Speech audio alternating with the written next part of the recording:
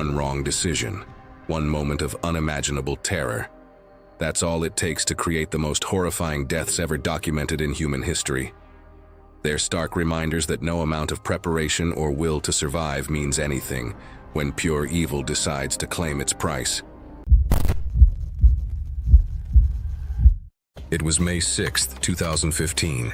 The red rock spires of Canyonlands shimmered under a merciless sun, the sandstone radiating heat back into the still desert air. By mid-morning, the temperature had climbed past 90 degrees, transforming the island in the Sky District into a furnace. I was supposed to be another solo climbing adventure, but it would end up a cautionary tale about the desert's hidden dangers. Roberta Robbie Mendez, a 42-year-old high school science teacher from Flagstaff, Arizona, stood at the base of Devil's Coffin adjusting her small hydration pack one final time. Robbie had logged over 50 desert tower summits during school breaks. Her students knew her as intense and unshakable, while climbing partners called her meticulous and stubborn. Robbie had chosen Devil's Coffin specifically for its solitude. The 200-foot tower featured a tight chimney route rarely climbed due to loose rock and awkward geometry. She'd studied the topographic maps extensively, marking water caches and tracking microclimate patterns in her detailed notebooks.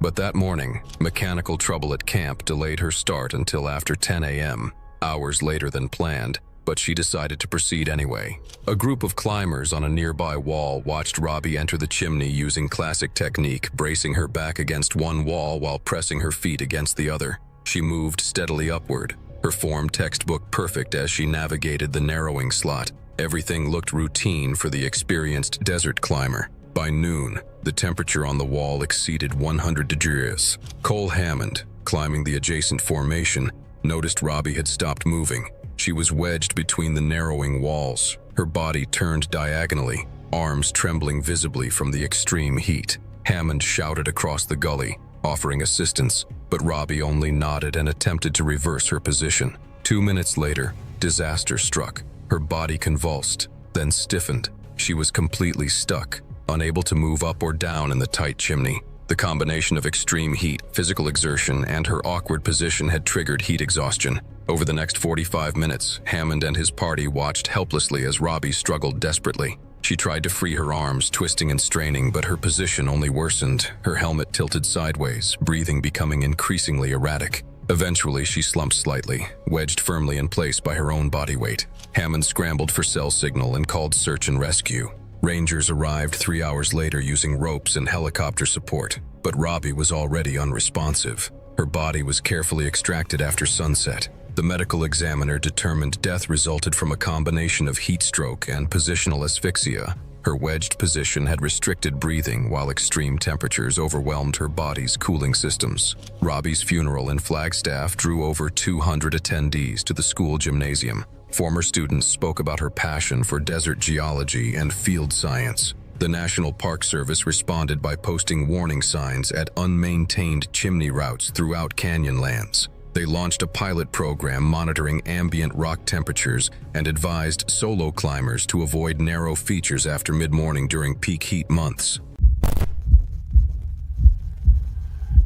It was March 22, 2018, when a routine construction day in Manhattan's Upper East Side turned into a catastrophic reminder of how quickly industrial accidents can shatter lives. Miguel Santos, 26, had been chasing the American dream for 3 years since immigrating from Guadalajara, Mexico. Standing 5 feet 6 inches with muscular arms earned from manual labor, Miguel possessed infectious optimism, despite the language barrier that sometimes left him nodding along to conversations he only half understood. Living in a cramped Queens apartment with his wife Carmen and 18-month-old daughter Isabella, Miguel worked construction 6 days a week, sending half his paycheck to his elderly parents in Mexico. His limited English made him hesitant to speak up, but his work ethic was legendary on job sites. Miguel had discovered that volunteering for extra duties like social media documentation could earn overtime pay. The construction company required progress footage for their website, and Miguel eagerly volunteered, seeing it as an opportunity to prove his value beyond manual labor. The 47-story luxury residential project on East 79th Street was behind schedule, creating pressure that trickled down to workers like Miguel. Project foreman Rick Castellano, known for cutting corners, had positioned Miguel near the crane's base with instructions to capture dramatic, close-up shots of concrete beam lifts. What Miguel didn't know was that Castellano had deliberately placed him inside the crane's exclusion zone, the safety perimeter that should have been off-limits during lifting operations. The foreman wanted impressive footage for clients, and Miguel's eagerness made him perfect for the dangerous assignment. At 2:30 p.m., Miguel stood directly beneath the towering 150-foot crane, phone in hand, filming as operator Antonio Reyes attempted to lift a massive 5-ton concrete beam. The crane, a 20-year-old model working overtime for months, groaned under excessive weight beyond its rated capacity. Miguel's phone captured the critical moment when the overloaded boom began to buckle. The footage showed the exact instant when the weld joint at the boom's base, weakened by metal fatigue from months of overuse, started to crack and fail. The recording continued as the massive steel boom snapped completely, the 150-foot structure beginning its deadly descent directly toward Miguel's position. Despite the chaos above, Miguel remained focused on filming, unaware that death was falling from the sky. The boom struck Miguel with devastating force after its 150-foot fall. He suffered catastrophic crushing injuries to his head and torso, dying instantly from the impact. His phone continued recording for several seconds before going black. Antonio survived in his operator's cab but suffered severe psychological trauma. The experienced crane operator, who had repeatedly warned management about the equipment's deteriorating condition, quit construction work entirely. The first 8 seconds of Miguel's phone footage were recovered from the damaged memory card. The partial recording provided crucial evidence of the overloading and structural failure that led to the tragedy. City inspectors used Miguel's final footage to identify multiple safety violations, including deliberate placement of workers inside exclusion zones and equipment use beyond rated capacity. The investigation revealed a pattern of ignored safety shortcuts. Miguel's family received a substantial settlement that secured Isabella's education and allowed Carmen to stay home. Enhanced exclusion zones and stricter crane safety enforcement were implemented citywide. Miguel's final documentation had exposed the deadly consequences of prioritizing profits over worker safety, ensuring his sacrifice would protect future construction workers reaching for their own American dreams. It was July 21, 2018. Morning light scattered across Zion like it had been poured, slow and golden, over the jagged cliffs. The sky, still pale with the breath of dawn, stretched wide and empty above Kolob Terrace Road. Down below, at a turnout where the pavement crumbled into desert dust, a hatchback idled in silence. 2 brothers, Nathan and Jude Merriman, stood beside it, strapping on helmets, buckling harnesses, tightening laces. Nathan snapped a photo of the view, the kind you only take at the start of something unforgettable. The GoPro on Jude's helmet was already recording. Later, after salvaging what was left of the corrupt footage, searchers would pause it frame by frame. The exact moment Jude turns to say something, maybe a joke, just before the noise begins, before the camera catches the first impossible movement of the canyon turning against them. They were young, hungry for adventure. Jude, 22, was the anchor, a mechanical engineering student at UT Austin with spreadsheets for packing lists, backup GPS files, and laminated topographic maps. Nathan, 19, was the dreamer, curious, restless, drawn to the natural world with a heart full of reverence and a hint of recklessness.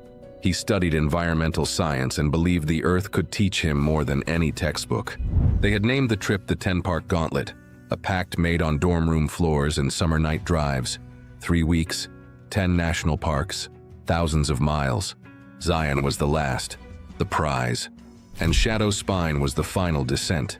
Unofficial, unmarked, and whispered about only on niche internet forums, Shadow Spine was an outlaw route, raw, remote, and completely unregulated. Its entrance was hidden behind a rock fall and a stand of twisted junipers. Few had seen it. Fewer had finished it. For Jude and Nathan, that made it perfect. They were halfway into the descent by 9:40 a.m. Already, the world above had disappeared. The slot narrowed around them like a throat. In some places, the walls stood just 3 feet apart. Sunlight came in thin slices and the air was cool and damp, carrying the earthy perfume of algae, sand, and stone. Their voices echoed strangely, faint, delayed.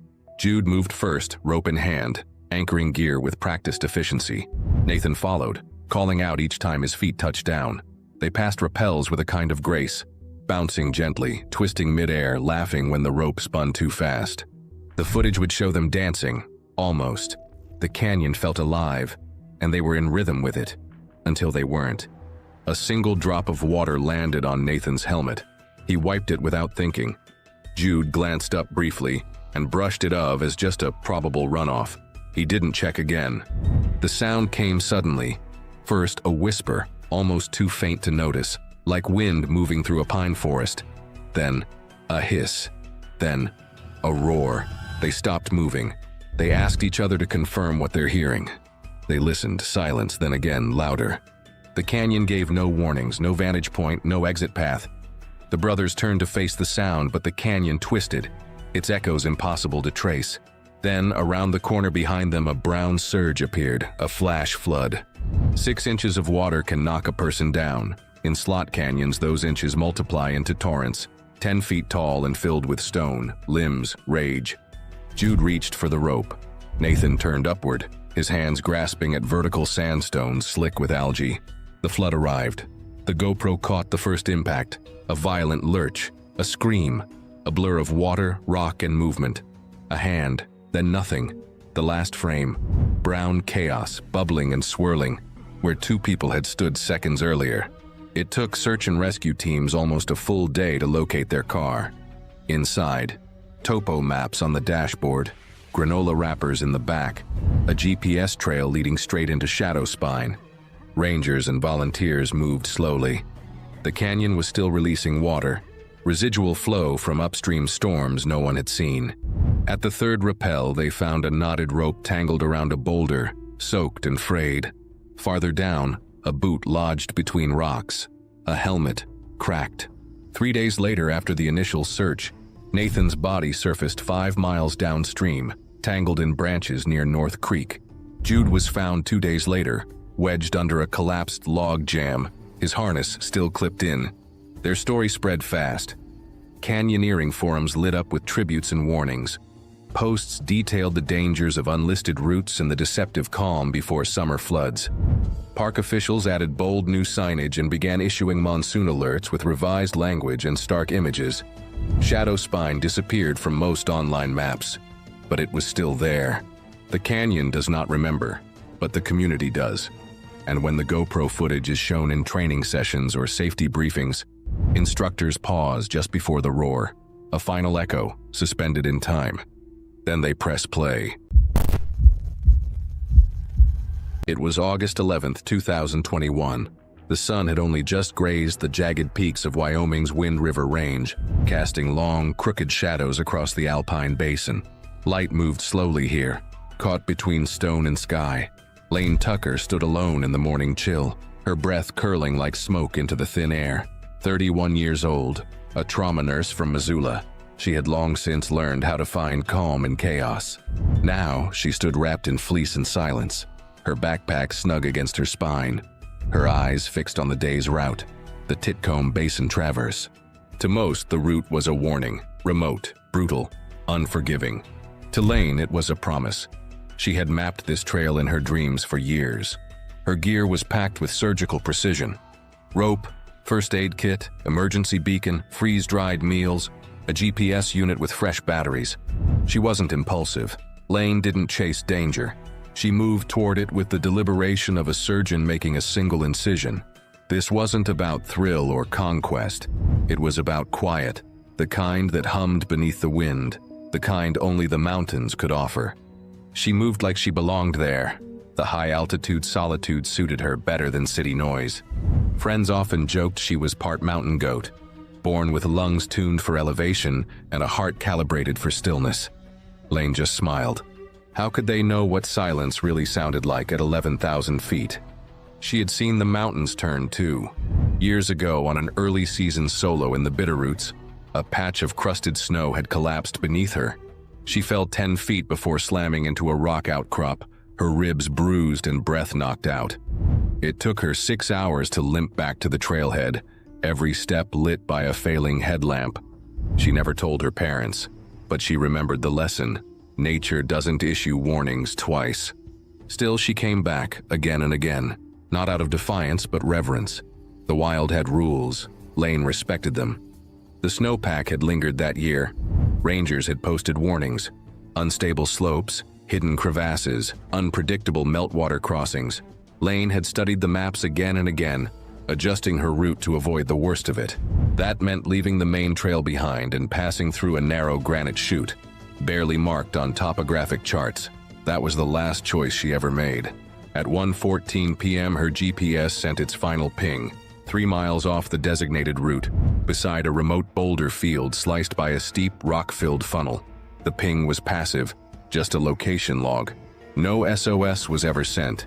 If she'd had time, she would have called for help. There was no storm, no animal activity. The skies were wide open, but the chute was treacherous, a labyrinth of loose slabs and shadowed cracks, some deep enough to lose a body forever. 3 days later, when Lane failed to return, the alarm was raised. Search and rescue teams traced her last known coordinates. Reaching the area took hours. The chute loomed like a collapsed cathedral, walls of broken granite whispering with wind. It wasn't just dangerous, it felt indifferent. Near the entrance to the rock funnel, her backpack was found, upright, torn, as though it had been yanked free by something sudden. Its straps were frayed as if it had snagged during a fall and been yanked downward before wedging itself upright between the rocks.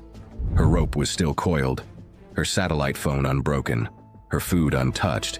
There were no bloodstains, no note, just absence. Further down the chute, the terrain narrowed sharply, 20, maybe 30 feet into a dark slit, barely shoulder wide. One rescuer lay flat, belly to the ground, and peered in with a headlamp. The light was swallowed whole. The rocks closed in like jaws. They couldn't safely descend. Trying to widen the gap risked a collapse. The mountain had made its choice. The theory that emerged was a quiet one. Lane had attempted a crossing when the rock beneath her gave way. A slip, a miscalculation, one moment of imbalance. She may have twisted midair, landed at the wrong angle, and fallen, not far, but far enough. In the weeks that followed, helicopters circled above. Drones scanned the crevasse. Nothing surfaced, nothing moved. The mountain gave nothing back. Even climbers with ropes and nerves of steel returned, shaking their heads. The slot canyon had become a mouth that wouldn't open. Her parents came once. They didn't go up the trail. They stood at the trailhead, gazing into the range, listening. Her mother said the silence there sounded like her daughter, resolute, unreachable. They left a cairn. A note in a plastic bag weighted with a stone. Then they drove away. Lane Tucker's disappearance didn't become legend exactly, but it unsettled people. It stayed, maybe because she knew the risks, maybe because she didn't tempt fate, but still fell to it. Maybe because she moved with care, with reverence, and was taken anyway. There are no villains in this story, no clear ending. Just a narrow chute, a torn pack, and silence so loud it echoes. It was February 25th, 1988, when the Calgary Winter Olympics, a celebration of athletic prowess amid icy peaks and crisp alpine air, was interrupted by a sudden and harrowing incident. On the slopes where the men's giant slalom event was underway, Dr. Jörg Oberhammer, a highly respected orthopedic specialist for the Austrian ski team, was navigating the mountain between competition runs. Known for his unwavering dedication to athlete care and his deep knowledge of sports medicine, Oberhammer had long been a trusted figure behind the scenes. But that day, a routine moment on the snow would take an unexpected and devastating turn, casting a pall over the spirit of the Games. On February 25, 1988, the serene beauty of the snow-covered slopes was shattered by a devastating accident. As the men's giant slalom event unfolded, Oberhammer, who was navigating the mountain between runs, collided with another skier. The impact sent him tumbling beneath a snow grooming machine, a tragic twist of fate that would claim his life. The accident cast a pall over the Games, a somber reminder of the inherent dangers faced by those who dedicate their lives to winter sports. The incident was witnessed by Swiss skiers Permin Zurbriggen and Martin Hangel, who were ascending the mountain on a chairlift at the time. The sight of their colleague and friend caught in such a tragic accident left a profound impact on them and the entire Olympic community. The loss of Dr. Oberhammer was felt deeply, a stark reminder of the unpredictable forces of nature that athletes and support staff alike must contend with in the pursuit of excellence. Dr. Oberhammer's death was not just a personal tragedy, but a moment of collective mourning for the Olympic family. His contributions to the sport were significant, having treated many of the top athletes in the skiing world. His expertise and care had helped countless competitors achieve their dreams, and his absence was keenly felt by all who knew him. The incident underscored the critical importance of safety measures and vigilance in the high-stakes environment of the Winter Olympics. In the wake of the tragedy, the Olympic community came together to honor Dr. Oberhammer's memory. Tributes poured in from around the world, celebrating his dedication to the sport and the athletes he served. His legacy was one of compassion, skill, and an unwavering commitment to the well-being of those under his care. As the Games continued, his spirit was remembered in the hearts of those who knew him, a guiding light in a time of darkness. The loss of Dr. Oberhammer also served as a catalyst for renewed discussions on safety protocols in winter sports. The incident highlighted the need for comprehensive risk management strategies to protect athletes and support staff from the unpredictable dangers of the mountain environment.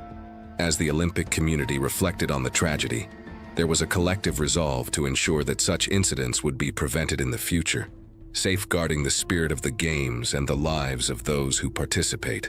As we remember Dr. Jörg Oberhammer, we are reminded of the delicate balance between the pursuit of greatness and the risks inherent in that journey.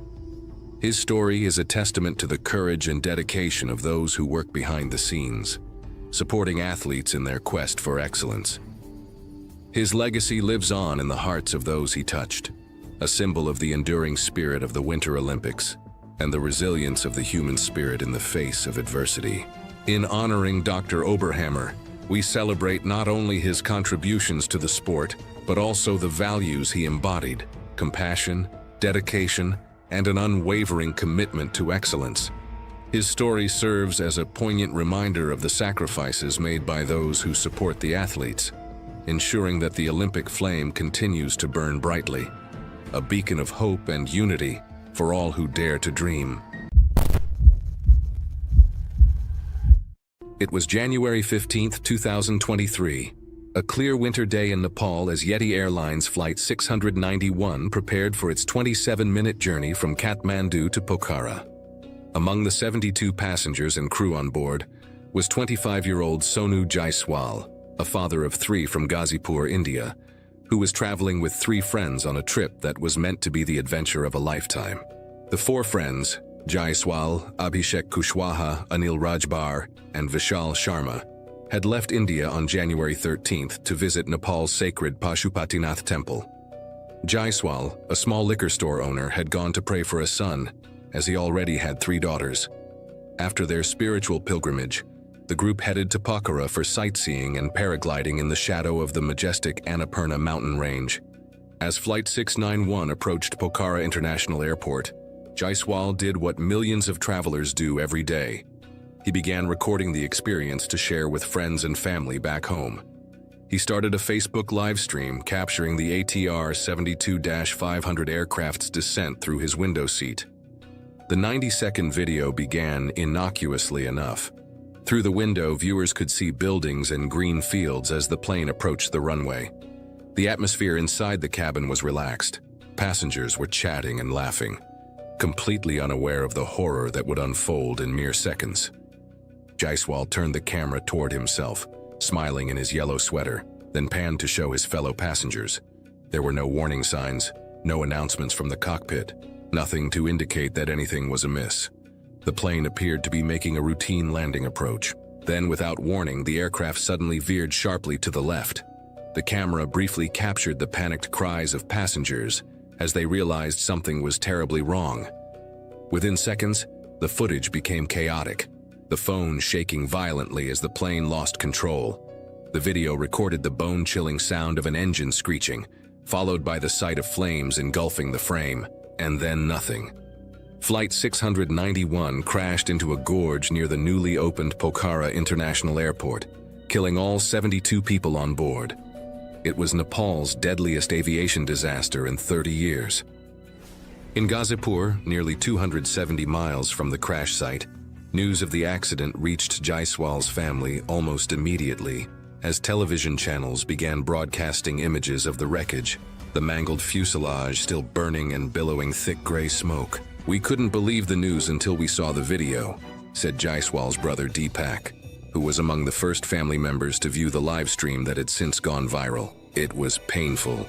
The video provided a chilling first-person perspective of the disaster's final moments.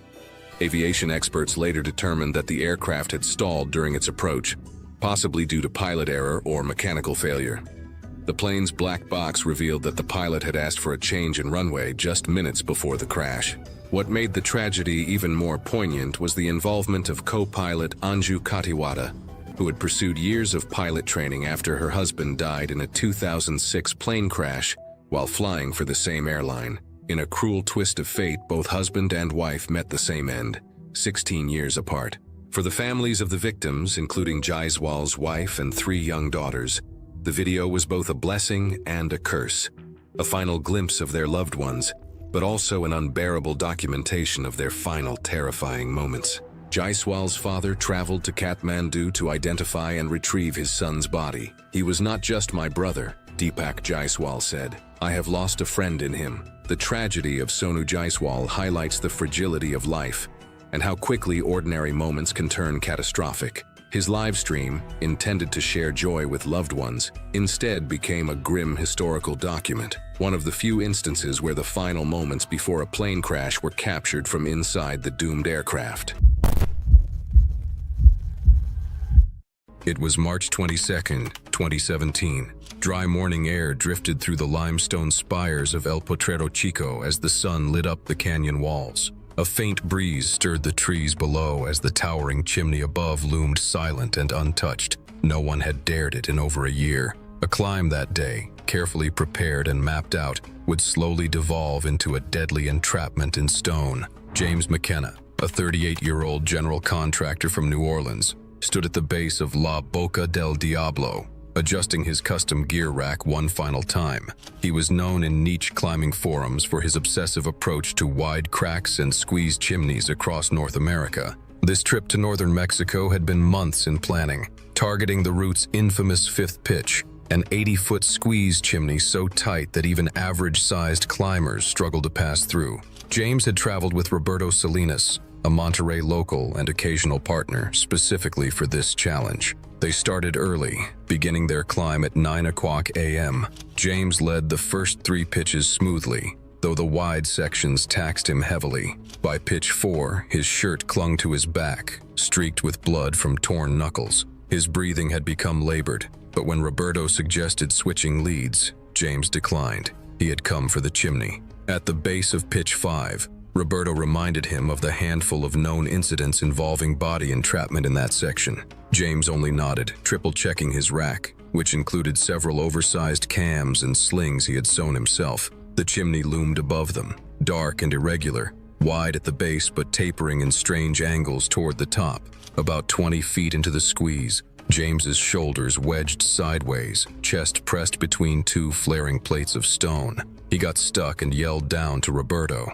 He tried desperately to shift, exhale, rotate. Nothing worked. Roberto lowered a sling immediately, but James couldn't lift his arms to reach it. 10 agonizing minutes passed as his partner watched helplessly from below. James's voice gradually faded as the stone compressed his chest, making each breath more difficult than the last. Roberto tried everything from his position below, yelling for help and making an emergency call once he realized James had gone silent. A rescue team arrived 4 hours later, delayed by the rugged terrain and the lack of established trails leading to the base of the formation. It took 2 additional hours and specialized equipment, wedges, air bladders, and a cordless angle grinder, to open the stone wide enough to extract James's body.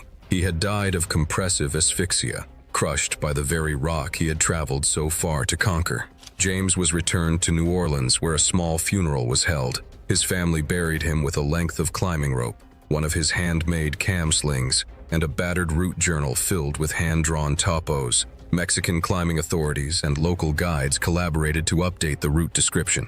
The 5th pitch of La Boca del Diablo was officially marked as high risk, no solo leads, with warnings posted at the base.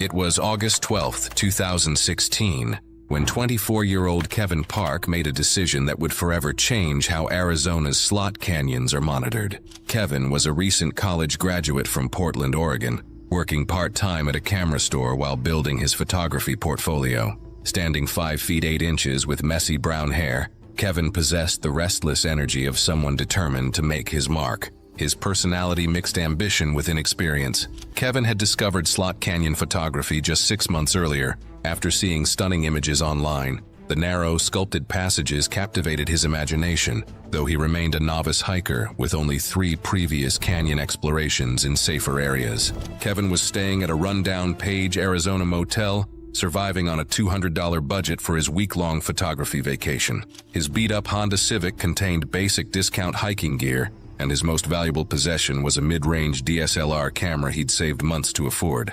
At 1:30 p.m., Kevin began live streaming to his modest YouTube channel of 150 subscribers. His channel, Kevin's Canyon Quest, documented his journey from amateur to professional photographer. He was particularly excited about this narrow, technical slot canyon exploration. The Antelope Canyon area was experiencing typical August weather, with afternoon thunderstorms building over distant mesas. Kevin, focused on photography and eager to impress his online audience, failed to recognize the significance of darkening clouds 15 miles away. At exactly 2:45 p.m., while Kevin crouched in a narrow canyon section adjusting camera settings and narrating to viewers, rushing water echoed off canyon walls. Within seconds, a 6-foot wall of muddy water and debris traveling at 20 miles per hour rounded the bend ahead. Kevin's live stream captured everything. His voice shifted from excitement to panic as he realized his situation. The smooth, sculpted walls offered no handholds or escape routes. Kevin attempted to climb, his sneakers slipping against polished sandstone as water rose around his legs. The torrent swept Kevin 200 yards downstream in 30 seconds. His phone recorded the chaotic tumble through churning brown water filled with rocks and debris. The final moment showed Kevin's head striking a large boulder before the phone submerged, ending the broadcast. Kevin suffered a severe skull fracture and drowned in turbulent floodwater. His body became wedged between rocks as the flood continued through the canyon system. Search and rescue teams, alerted by concerned viewers who witnessed the live stream, found Kevin's body 12 hours later when the water receded. The recovery required specialized equipment and experienced canyon rescue personnel. Kevin's tragic death sparked significant safety changes. Authorities installed improved warning signs about flash flood dangers at canyon entrances, enhanced weather monitoring systems for slot canyon areas, and developed better communication protocols between meteorologists and park services. His story serves as a sobering reminder that nature's beauty often masks deadly dangers, and that experience, preparation, and respect for natural forces can mean the difference between capturing the perfect shot and becoming another cautionary tale carved into the desert's unforgiving landscape. It was December 27, 2003. Jeremy Wallace cinched his pack with frostbitten fingers and looked out across the white void. Somewhere beneath him, buried beneath wind-shattered pine boughs and a sagging tarp, his family waited. The cold was eating everything now. The snow, once powdery and soft, had turned to a hard crust. In the distance, the Bitterroot Mountains rose like sleeping giants. Jeremy knew what the silence meant. The storm was settling in. He had hours, maybe less. He didn't cry, didn't shout. He just pulled his coat tighter, gritted his teeth, and stepped into the wind. It hadn't started this way. Jeremy had always been a man who believed in preparation. A decorated Army Ranger, survival instructor, and wilderness purist, he'd spent years mastering the unforgiving corners of the American backcountry. Cold didn't scare him. Hunger didn't shake him. Weakness, though, that did. Weakness was a virus, and he believed the cure was learned under duress, beside firelight and beneath open sky. Back in Missoula, Montana, Jeremy taught survivalism like scripture. He ran courses on firecraft, snow sheltering, and high-altitude navigation. His students called him the captain. His philosophy: nature was the ultimate teacher. Screens lied, comfort dulled. He would raise his children with dirt on their hands and wind in their lungs. Dana, his wife, had once been a nurse. Quiet, practical. She didn't always agree with Jeremy's extremes, but she believed in his heart. She trusted him. Tyler, 12, was just like his father, brave, stubborn, wide-eyed. Maddie, 9, loved drawing the prints of wolves and elk they found in the snow. She hated the cold, but never said so out loud. The trip was meant to be their final challenge of the year. No GPS, no phone, no backup plan. Just 5 days in the snowbound wilderness, living off what they brought in and what they built themselves. Jeremy called it going primitive. He believed it would bond them forever. And for a time, it did. Their first 2 days in the Bitterroots shimmered like memories in a snow globe. Tyler and Maddie threw snowballs and traced animal tracks through the trees. Dana brewed oatmeal over a fire that snapped and hissed. Their shelter, made from pine poles, plastic sheeting and snow walls, held strong. At night, they huddled together inside wool-lined sleeping bags while the wind whispered above the treetops. Jeremy smiled into the darkness, certain he'd gotten it right. Then the storm came. It wasn't sudden, it crept, a whisper that grew into a scream. By the third night, the sky collapsed, dropping wet, heavy snow in endless sheets. The temperature plummeted by 30 degrees in hours. Wind tore through the trees like a living thing. It ripped one of the firs down onto their shelter, cracking a support beam and punching a hole in the plastic. The fire sputtered and died. Their last dry wood soaked through, their clothes turned stiff. Jeremy tried to fix it. Dana's fingers wouldn't stop shaking. Maddie wouldn't open her eyes. Tyler stayed silent. The last thing they ate was a scoop of barely warm oatmeal Jeremy cooked over embers, then divided 4 ways. By dawn, he knew what he had to do. The ranger station near Elk City was less than 10 miles away, he estimated. Not a trail, but a straight line through a narrow drainage and up over a pass. He packed light. 1 bar, a canteen, a hand-drawn map. He kissed Dana's forehead, tucked the children beneath layered pine boughs, and pulled the tarp tight over the shelter's breach. He told them he'd be back before sunset. He never made it beyond 6 miles. Search teams found his body 2 days later, curled like a question mark beside a fallen log, 1 glove missing, his face half covered in snow. The duct tape on his boots had peeled, his footprints wandered.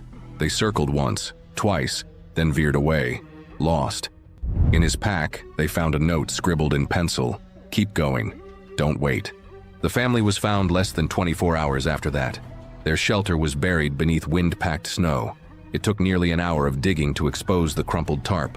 Underneath, Dana's face was turned toward the opening, her eyes closed. Her arms wrapped around both children. Tyler's hands were still clasped around his sister. Maddie's hair had frozen in thin strands of ice. They had died the night before, hours before rescue arrived. The media storm that followed was brief and violent. Some called Jeremy a hero, others called him reckless. TV hosts debated the ethics of bringing children into the wild in winter. Message boards lit up. Outdoor magazines ran exposés. But none of it changed what mattered. The mountains hadn't judged. They hadn't cared. The Bitterroots had simply done what they always do. Waited, watched, and buried. There's a trail now that cuts through the gulch above Elk City, just past the Third Creek crossing where the wind presses low and cold through the trees. Some hikers pause there. A few leave tokens, a glove, a pine cone, a folded scrap of tarp, and some, after a long silence, turn back. It was October 1st, 1995, a crisp autumn day at Niagara Falls where thousands of tourists gathered to witness the breathtaking cascade of water thundering down the 167-foot drop. Among the crowd stood 39-year-old Robert Overacker, a stunt school graduate from Camarillo, California, whose heart raced with anticipation. After 7 years of planning, today would be the day he'd attempt something extraordinary. Jet skiing over the edge of Horseshoe Falls with a rocket-propelled parachute strapped to his back. This wasn't just about thrill-seeking. Overacker had a message. The jet ski he'd ride bore a sign reading, "Save the Homeless," a cause he genuinely cared about. His brother Michael Zurich and friend Christopher Yeoman stood ready with cameras to document what they believed would be a spectacular success. Footage that would draw attention to the plight of those living on the streets. What the onlookers didn't know was that they were about to witness a man's final moments on Earth. At 12:35 p.m., Overacker entered the Niagara River near the Canadian Niagara Power Plant. The jet ski's engine roared as he accelerated toward the massive waterfall, navigating the rapids with surprising skill. His confidence was evident. He'd prepared for this moment for years, twice before traveling to the falls, only to be talked out of the stunt by concerned friends. As he approached the brink, tourists raised their cameras. German visitor Manfred Baldus captured the fateful moment on video. Overacker speeding towards certain danger, determination written across his face. The jet ski reached the edge and Overacker let go, raising his arms triumphantly as he began the plunge. This was the moment when his rocket-propelled parachute was supposed to deploy, carrying him safely to the churning waters below. But something went terribly wrong. The parachute failed to open. Some reports later suggested it wasn't properly attached to his body, a fatal oversight in equipment preparation. For 5.6 seconds, Overacker fell through the air, perhaps realizing in those final moments that his safety system had failed him. He struck the water at the base of the falls with devastating force. As Parks Police Dispatcher Tom Dettenbeck would later explain, "When you're hitting water, it's like hitting cement at that height." Initially, some witnesses thought they saw Overacker swimming in the turbulent waters below. This gave momentary hope that he might have somehow survived. In reality, what they observed was likely his body being violently tossed by the powerful rapids, a cruel illusion of life, where there was none. Staff from the Maid of the Mist tour boat recovered Overacker's body from the water. Despite desperate attempts to revive him, he was pronounced dead at Niagara General Hospital an hour after his plunge. Overacker became the 15th person since 1901 to intentionally go over Niagara Falls in or on a device, and the 5th to die in the attempt. He left behind his wife, Lori, and a community shocked by his passing. The tragedy of Robert Overacker serves as a grim reminder of how quickly adventure can turn to disaster. His death wasn't the last at the falls. 6 more people have intentionally gone over since 1995, with 2 losing their lives. Perhaps the most haunting aspect of Overacker's story is the footage that captured his final moments. Arms raised in what looked like triumph, unaware that he was seconds away from eternity, all in pursuit of a stunt that was meant to help others but instead left his loved ones in mourning. Pavel Kashin. It was October 1st, 2016. The sun dipped low behind the Selkirk Mountains, casting long shadows across the forested slopes. Dry leaves rustled faintly as evening settled over a limestone crag known to climbers as the Bowl. The day had promised nothing but success, clear skies, clean data, and an easy descent, until a single misstep turned it into a tragedy etched into climbing circles for years to come. Ellie Thomason, a 26-year-old graduate forestry student at Thompson Rivers University, stood at the base of her project route adjusting her harness one final time. Her weekdays were spent measuring plots and mapping regeneration sites for her thesis on post-fire tree density and high-elevation ecosystems. But evenings belonged to climbing. Her partner, Theo Spencer, was a fellow student and her climbing companion of 3 years. The two shared a love for the quiet remoteness of inland British Columbia, where undeveloped crags like the Bowl offered privacy, steep limestone, and long, uninterrupted routes. They'd hiked in that morning for field sampling and decided to cap off the day with a few routes before nightfall. Ellie geared up for an overhanging sport line she had been projecting the month before. The sun had already slipped below the ridge, and shadows filled the alcove as she worked her way up the steep face. Animal prints had been visible in the dust near their packs, large, round, without claw marks. Theo had remarked they were probably fox or lynx tracks. Neither considered the possibility of something larger. They carried no weapons, no bear spray. At approximately 6:40 p.m., Ellie clipped into the second-to-last bolt, her movements fluid and confident on the familiar holds. Theo stood 20 feet below managing the rope when he suddenly heard sharp rustling behind him. Turning, he caught a flash of tan muscle, a cougar, mid-sprint, bounding toward the base of the climb. The predator leapt upward with terrifying agility, claws scraping against limestone as it latched onto Ellie's left leg. She screamed once, high, startled, terrified. Her grip slipped as the animal pulled down with its full weight. She came off the wall and crashed onto rocks below, the cougar landing on top of her. The attack was swift and savage. The cougar launched from the brush like a snapped cable, its forelimbs clamping around her shoulders as its jaws locked onto her neck. She barely had time to scream before the weight of the animal drove her to the ground. Theo dropped the rope and sprinted forward, hurling rocks and shouting, but the cougar was already tearing into her torso with hooked claws, raking through fleece and flesh. He slammed it with a jagged stone the size of a helmet, striking just behind the ear. With a low snarl, it released and vanished into the tree line. Ellie lay unconscious on the limestone, her throat torn open, blood pooling beneath her. Theo applied pressure frantically and called emergency services, but it was already too late. She bled out in less than 5 minutes as he held her. Authorities reached the remote site around 9 p.m., confirming fatal injuries from both the fall and mauling. Wildlife officers later tracked the cougar using scat and prints, discovering it was a severely underweight adult male driven into lower elevations by prolonged drought and prey scarcity. The animal was euthanized 2 days later. Ellie's funeral was held 6 days later in Kamloops, attended by classmates, professors, and members of the local climbing community. Her casket was closed. In the weeks following, provincial wildlife authorities increased patrols around the bowl and temporarily restricted climbing access. Thompson Rivers University issued a formal statement urging safety for student researchers working in remote areas. It was November 18, 2014, when the third shift at Midwest Chemical Processing Plant in Detroit became a nightmare that would forever change industrial safety protocols. James Thompson, 45, had been the backbone of the night maintenance crew for 12 years. A quiet, methodical man standing 5 feet 8 inches with calloused hands and graying temples, he carried the weight of responsibility both at work and at home. Divorced 3 years prior, James lived alone in a cramped apartment on Detroit's east side, working double shifts to meet child support obligations for his 2 teenagers, Sarah and Michael. His co-workers knew James as the guy who never missed a shift and always followed procedures. What they didn't know was that beneath his reserved exterior, James harbored growing concerns about the plant's aging infrastructure.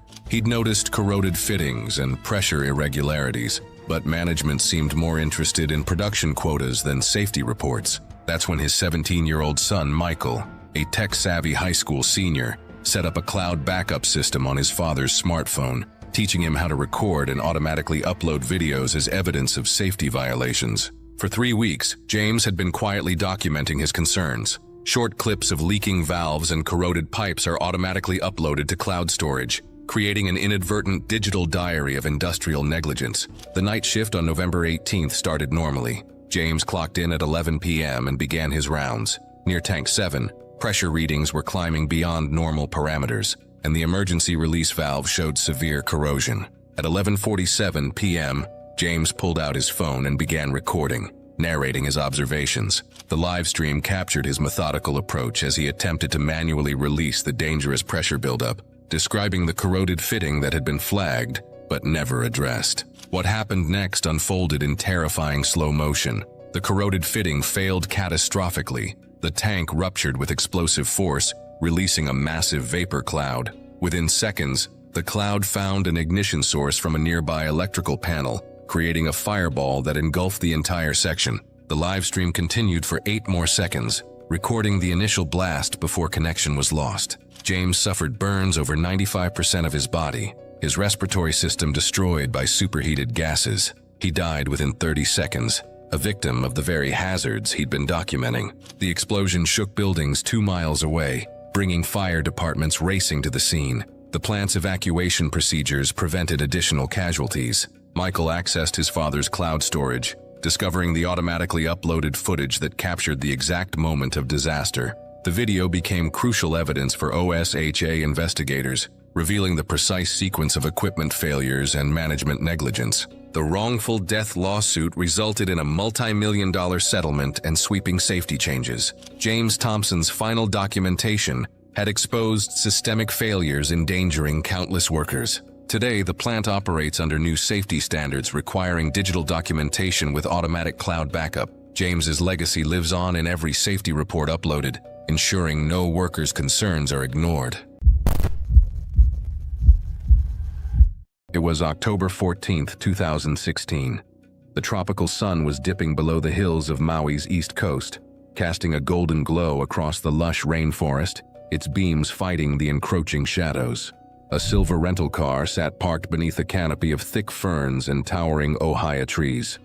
Inside the car, 2 backpacks lay discarded, half-finished water bottles in their side pockets, a printed map marked with a red X. Just beyond, a narrow path wound into the dense underbrush. Invisible to the casual observer, it led to a place where the earth kept its secrets. Elias and Morgan Finch, newlyweds from Flagstaff, Arizona, stood at the edge of adventure. Both 28, they shared a love for the unknown, for the places beneath the surface. They were geologists by trade, cavers by passion. They had met 4 years earlier on a field expedition to Kartchner Caverns in southern Arizona, a place where the world's most beautiful underground formations were just waiting to be explored. Since then, their vacations had never been to resorts or beaches, but always to caves, lava tubes, or forgotten tunnels where few had ever set foot. This trip was supposed to be their perfect honeymoon, a blend of relaxation by the ocean and the thrill of discovery. Morgan had always adored the sea, but Elias was drawn to the volcanoes, to the primal force beneath the islands. When he learned of the hidden lava tubes near Hana, the pull was irresistible. A GPS coordinate posted on a caving forum, a secret side tunnel off the main lava system, called to him like a siren song, unmapped, little known and deemed unsafe by some. For Elias, this only fueled his excitement.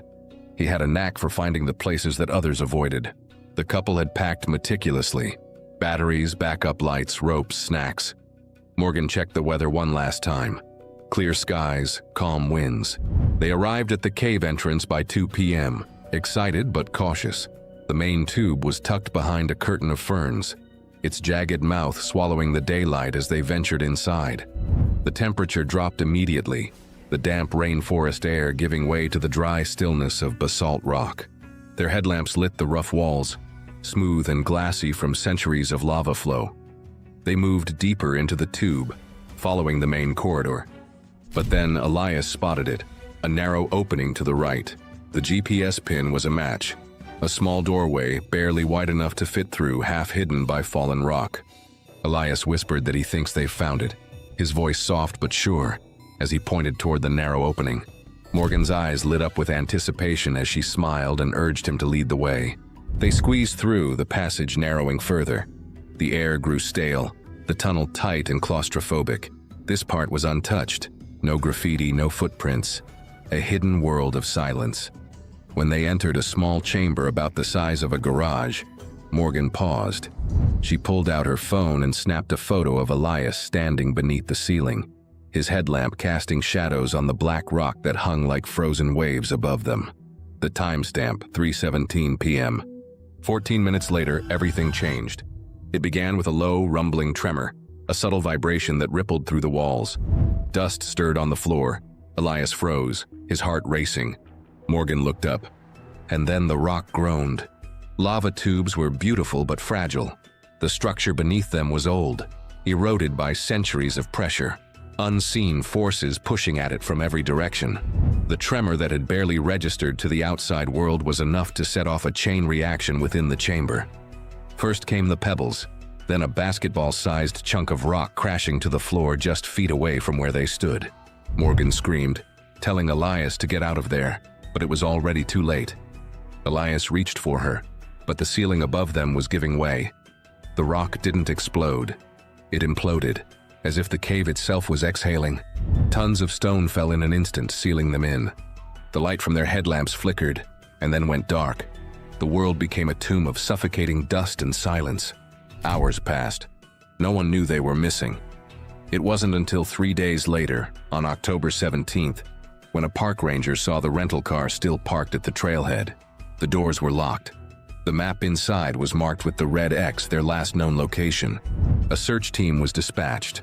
Equipped with ropes and helmets, they ventured into the main lava tube, then located the side tunnel. But when they reached the collapse, progress halted.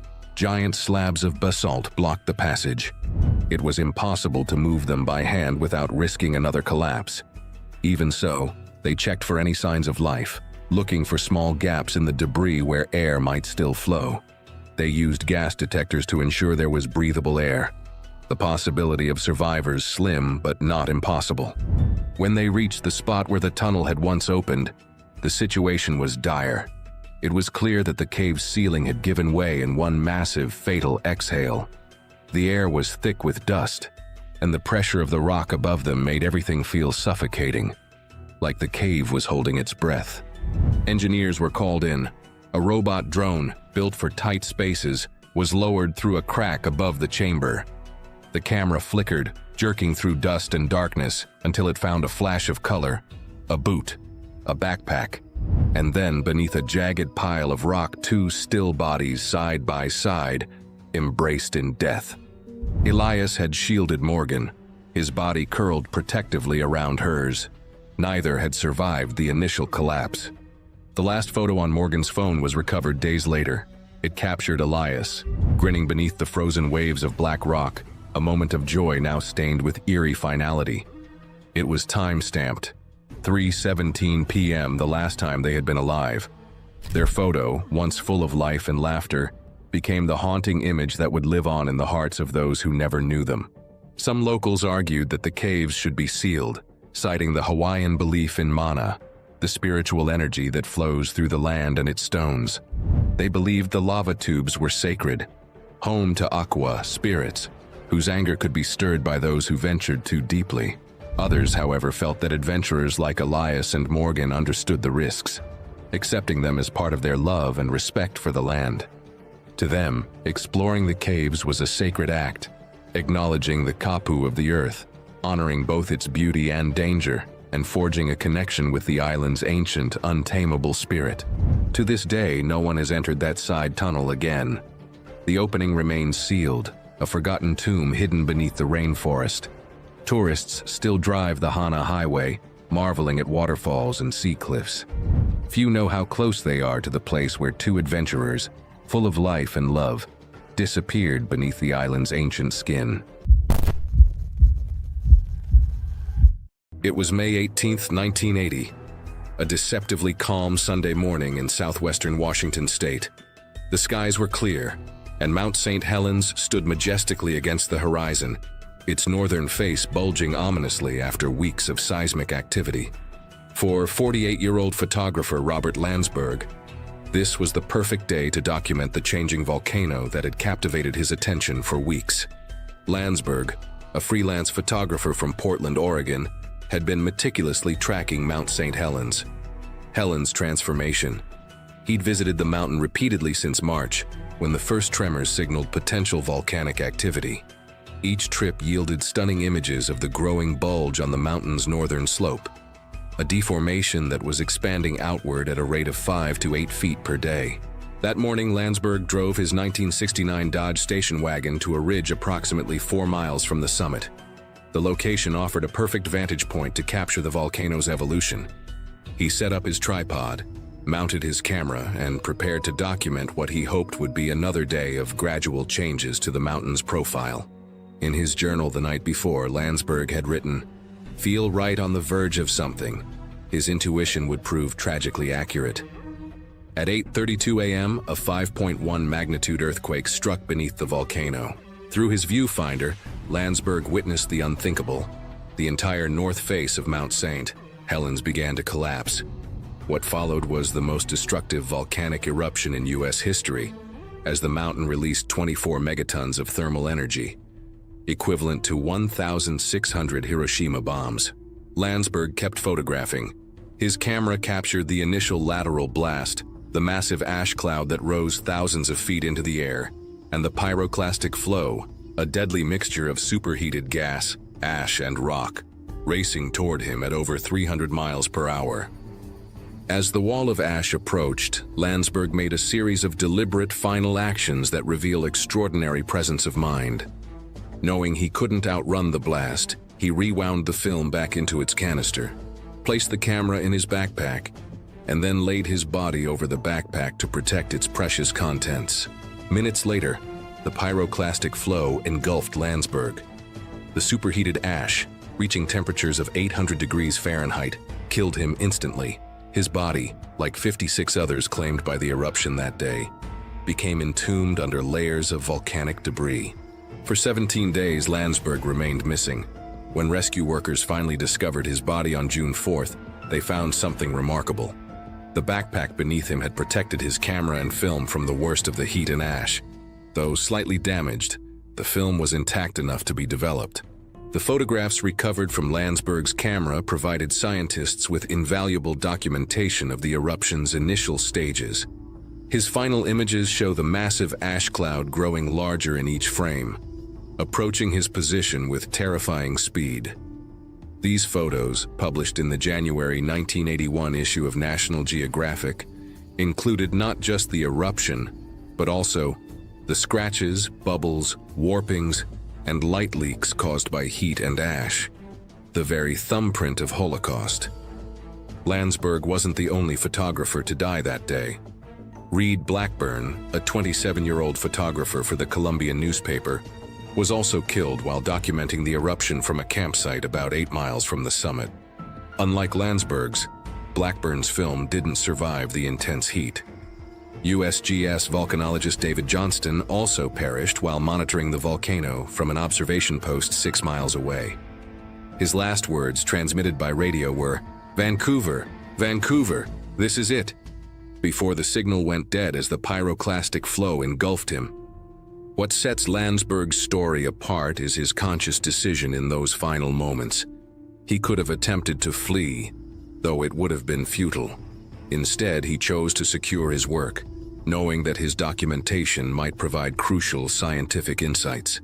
In those last seconds, as death approached at hundreds of miles per hour, he made the ultimate sacrifice for science. The eruption dramatically altered the landscape, reducing Mount St. Helens' height by 1,300 feet and leaving a horseshoe-shaped crater.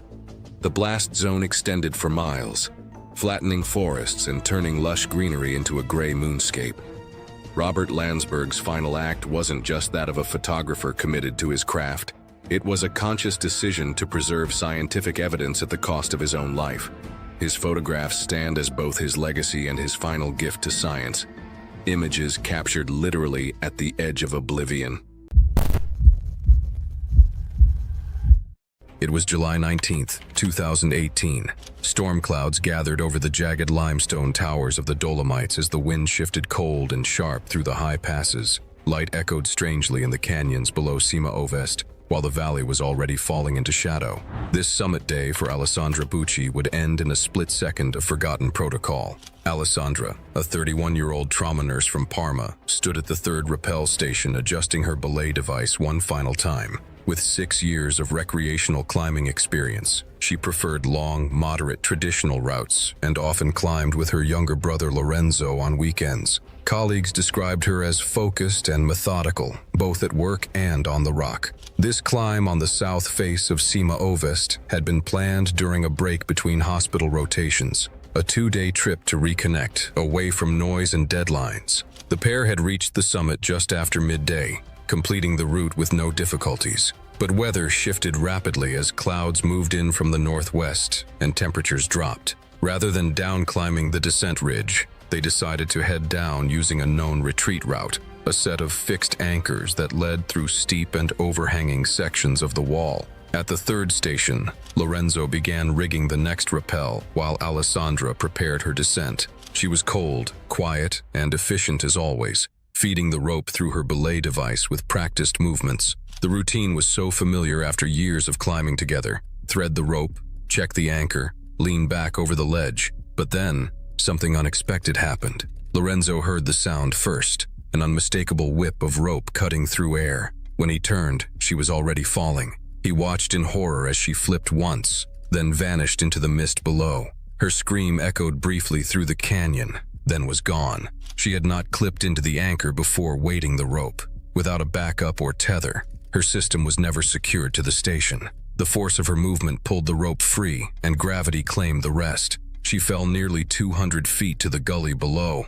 Lorenzo stood frozen, then called out desperately, but there was no answer. He descended cautiously in stages, setting anchors and rappelling down through the wind and rain. It took nearly 40 minutes to reach her through the deteriorating conditions. She lay on her side in a runout, helmet cracked, limbs twisted beneath her. The rope was still threaded through her device, untouched by friction. Alpine rescue personnel reached them by helicopter late that evening after being notified by Lorenzo. They declared her dead at the scene. Her injuries were consistent with high-velocity impact. Her harness, rope, and hardware were all intact. The equipment had functioned perfectly. The failure was human. A small funeral was held in Parma. Her colleagues at the hospital sent wildflowers, and her climbing shoes were placed beneath the altar as a final tribute to the nurse who had found peace in the mountains. The Club Alpino Italiano released a public statement emphasizing the importance of redundancy in descent systems and mandatory anchor checks during rappel transitions. The guidebook for Cima Ovest routes was revised to include highlighted rappel safety protocols. It was October 8, 2017, when the unthinkable happened to Frank and Margaret O'Brien in Pine Ridge Community, Northern California. Frank, 67, was a methodical man who had spent 35 years delivering mail through rain and shine. His meticulous nature made him a favorite among residents who could set their clocks by his punctual deliveries. Margaret, 64, possessed the nurturing spirit that made her beloved by countless children during her 20-year tenure, serving lunch at the local elementary school. Her warm smile and extra portions for hungry kids earned her the nickname Grandma Maggie among students. Both lived on modest pensions in their cozy mountain retreat, a small wooden home they had purchased 10 years earlier when rising housing prices forced them from the valley below. The 1,200-square-foot cabin represented their American dream on a budget, complete with a wraparound porch where they spent evenings watching deer graze in their yard. The couple had always been practical about their financial limitations. Their fire safety preparations consisted of basic garden hoses and clearing brush when Frank's arthritis allowed. However, after recent break-ins plagued their neighborhood, Frank had reluctantly invested in a simple 2-camera security system. One camera monitored their front porch, while another watched their living room, both automatically uploading footage to cloud storage every 30 minutes. That fateful afternoon at 3:15 p.m., both cameras were recording when unexpected wind shifts transformed their peaceful Sunday into a nightmare. The exterior camera captured the terrifying speed at which flames consumed their wooden fence and the dry vegetation surrounding their property. Within minutes, their sanctuary became a death trap as embers ignited their roof shingles. The footage revealed Frank's desperate attempt to protect their home, wielding their garden hose against the advancing inferno. His methodical postal worker precision served him even in crisis, as he systematically wet down the house exterior, starting with the most vulnerable areas. However, the thick smoke overwhelmed his aging lungs, and he collapsed near their front steps, still clutching the hose. Meanwhile, the interior camera documented Margaret's frantic efforts to gather their important documents from the living room. Her nurturing instincts kicked in as she tried to save their precious memories, photo albums, and social security paperwork. Tragically, smoke filled the narrow hallway, trapping her inside their bedroom area. The carbon monoxide silently claimed both victims as they succumbed to smoke inhalation and toxic gas exposure. Both cameras continued recording until the flames destroyed the equipment, but their final upload occurred 25 minutes before destruction, preserving the complete timeline of events in haunting detail. Firefighters discovered their bodies 2 days later when the area was declared safe for search and rescue operations. The recovered cloud footage provided investigators with a heartbreaking but complete account of how the rapidly moving fire trapped the elderly couple in their final moments. Their death sparked significant changes in emergency protocols across Northern California. The incident highlighted critical gaps in rural communication systems, leading to improved evacuation notification procedures throughout the region. Frank and Margaret's final moments, preserved by technology Frank had installed for security, became a catalyst for protecting other families from similar tragedies. The O'Brien story serves as a sobering reminder of how quickly nature's fury can overwhelm even the most prepared individuals, and how their legacy continues through the safety improvements their sacrifice inspired. It was October 2nd, 1999. The morning mist clung to the Gauley River like a shroud, swirling just above the surface as if the land itself was holding its breath. The trees were ablaze with autumn's fiery colors, and the river roared, its sound reverberating off the granite cliffs. Near Summersville Dam, rafts were being inflated, helmets tightened, paddles handed out. Among the guides stood Caleb Bishop, a 42-year-old river legend whose presence was as commanding as the water he ruled. Caleb wasn't just a guide, he was the river's master.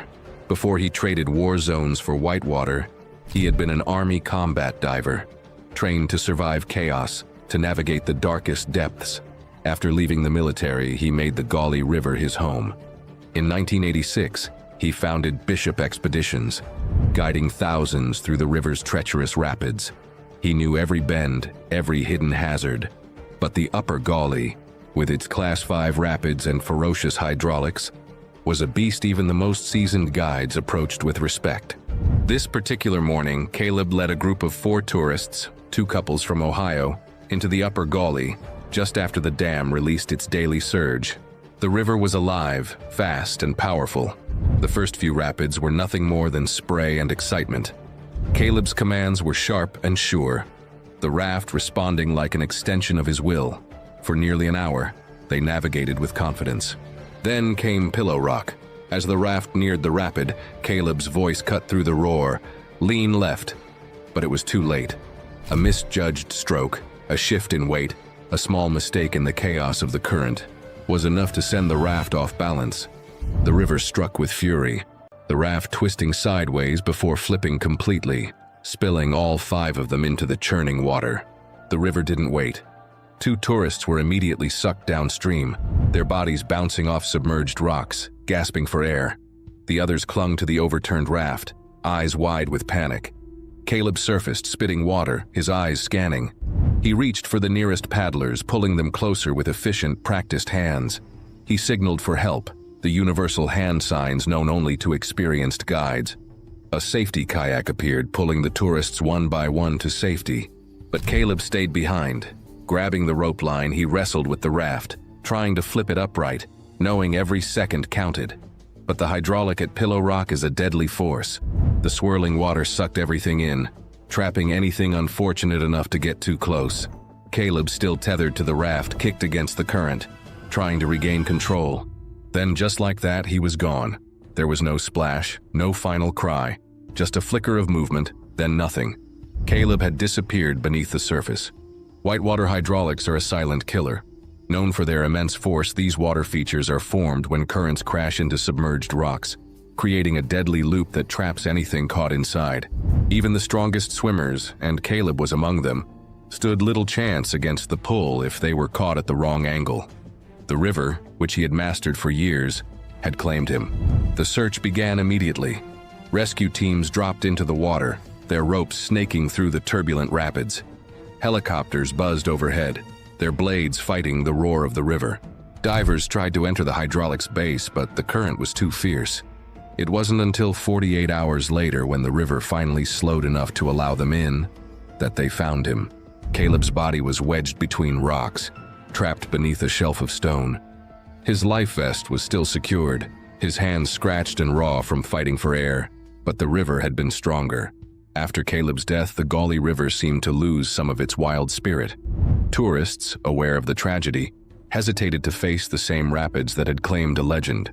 Guides spoke of the river feeling different, less chaotic, almost as if it mourned Caleb's absence. His legacy wasn't just in his technical skill, but in his calm, unshakable presence, inspiring others to approach life's chaos with the same fearless grace. It was July 27, 1996, when the joyful spirit of the Atlanta Summer Olympics was shattered by a devastating act of domestic terrorism. That night, as thousands gathered in Centennial Olympic Park to celebrate the Games with music and festivities, a pipe bomb exploded, killing 2 people and injuring 111 others. Among those tragically lost was 44-year-old Alice Hawthorne, a devoted mother from Georgia, who had come to the park with her daughter to soak in the once-in-a-lifetime Olympic experience. What began as a night of unity and celebration ended in horror, forever altering the lives of those present and leaving a deep scar on the legacy of the Games. The 1996 Summer Olympics in Atlanta were envisioned as a grand celebration of athletic prowess and international unity, a moment where the world could come together to witness the pinnacle of human achievement. However, this vision was shattered by a horrific act of domestic terrorism that left an indelible mark on the history of the Games.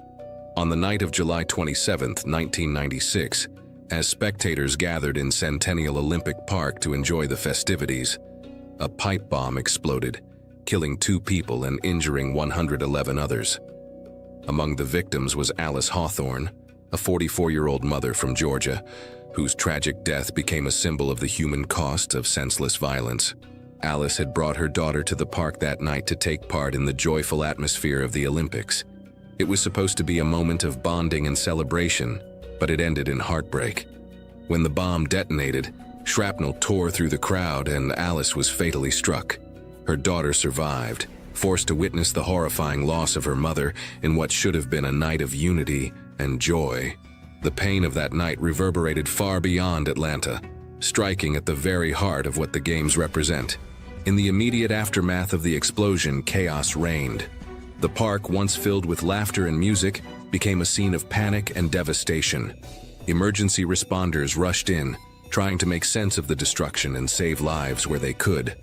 Amidst the turmoil, security guard Richard Jewell emerged as an unlikely hero. His quick actions in noticing the suspicious backpack and helping evacuate the area likely prevented an even greater loss of life. Yet in a cruel twist of fate, Jewell's heroism was soon overshadowed by suspicion. Wrongfully implicated in the bombing, he became the target of an intense media frenzy and an FBI investigation that would leave his reputation and life in tatters. It wasn't until October 1996 that Jewell was officially cleared by the FBI. His innocence acknowledged far too late to undo the damage. Meanwhile, the real perpetrator, Eric Rudolph, remained at large. Driven by extremist hatred against abortion and the U.S. government, Rudolph would go on to carry out additional bombings. His campaign of terror, a chilling reminder of the threat he posed. It would take nearly 7 years before he was finally captured in 2003, bringing long overdue justice for the lives he destroyed, including that of Alice Hawthorne. The bombing at Centennial Olympic Park serves as a stark reminder of the vulnerability of even the most joyous gatherings. It underscores the importance of vigilance, security, and the compassionate response of those who step forward in times of crisis. And it calls on us to remember victims like Alice Hawthorne, not just as statistics in a tragic event, but as individuals whose lives were filled with love, purpose, and hope. In honoring their memory, we strengthen our resolve to protect the spirit of unity that the Olympics strive to embody. It was September 2nd, 2023, a bright, clear day in San Pedro, Mexico, where a joyous celebration was about to turn into a nightmare. Luis Angel N., a 32-year-old pilot, prepared for what should have been a routine flight, a gender reveal stunt for an expectant couple. The small Piper PA-25 aircraft had been fitted with a special mechanism to release colored smoke, announcing to the gathered crowd whether the couple's baby would be a boy or a girl. For Luis, this was familiar territory. He had performed similar stunts before, releasing colored powder from his aircraft for celebrations. The job was straightforward. Fly low over the party, release the pink smoke to reveal the couple was having a girl, and continue on his way. It was the kind of gig that combined his passion for flying with the joy of helping others celebrate life's precious moments. The couple stood beneath a large illuminated sign reading, "Oh Baby," surrounded by friends and family eagerly awaiting the big reveal. Cameras were rolling, ready to capture the moment of surprise and delight. No one could have imagined they would instead document a tragedy. As Luis approached the gathering in his single-engine crop duster, everything initially went according to plan. The aircraft descended to approximately 200 feet above the ground, low enough for the dramatic effect, but still within safe operating parameters. The pink smoke began to trail behind the plane, eliciting cheers from the crowd below. Simultaneously, confetti cannons on the ground exploded with pink paper, confirming the news. A baby girl was on the way.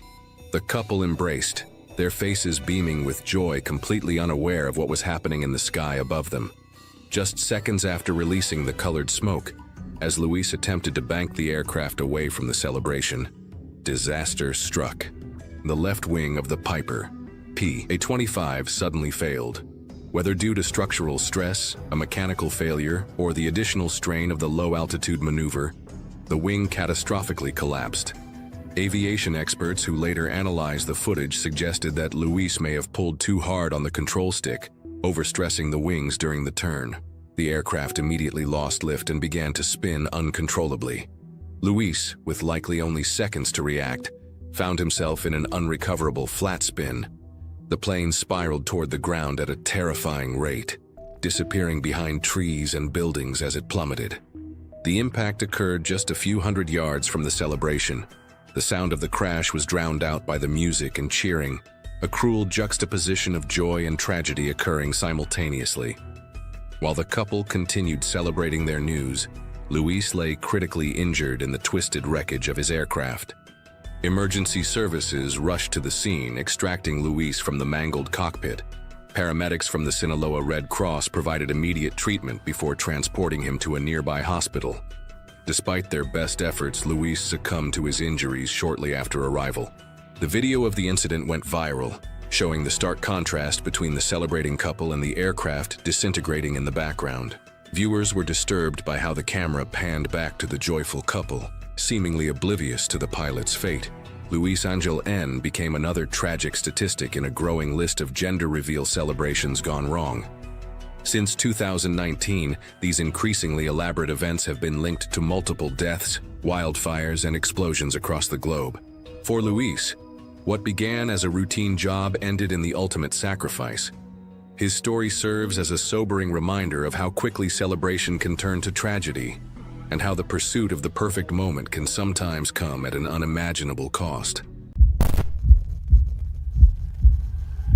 It was November 5, 1983, aboard the Byford Dolphin oil rig in the North Sea off Norway. The massive semi-submersible platform stood above the dark waters, battered by icy winds and stinging rain. Below, deep-sea divers carried out dangerous work, relying on a high-pressure system to survive in depths of up to 1,000 feet. Inside the rig's diving chamber complex, 4 divers were living under immense pressure, 9 atmospheres, about 130 pounds per square inch. This system allowed them to stay pressurized for weeks at a time, eliminating the need for long decompression stops after every dive. The setup included 2 chambers, a diving bell, and a connecting trunk system that kept everything sealed. At 4 a.m., dive tenders William Crammond and Martin Saunders were finishing their shift. Their job was to safely disconnect a diving bell that had just returned 2 men from the ocean floor. In one chamber, Edwin Arthur Coward, 35, and Roy Lucas, 38, were resting.